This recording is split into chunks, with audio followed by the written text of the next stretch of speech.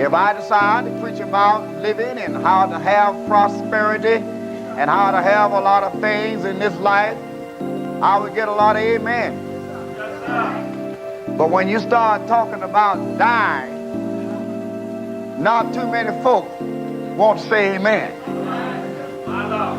Everybody want to go to heaven, but they don't want to die.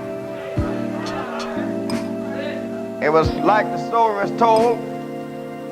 Pastor got up in a congregation once and he said, all of you all folk that want to go to heaven, I want you to stand up. And everybody stood up but one young man. Pastor looked down at him and said, I thought you wanted to go to heaven. Why are you not standing? He said, I want to go to heaven, but y'all act like you're finna go now. You have to understand, my friend, dying is a part of living. Now, if nothing dies, it never lives. If nobody ever dies, they never live. Because if you live, you're going to die.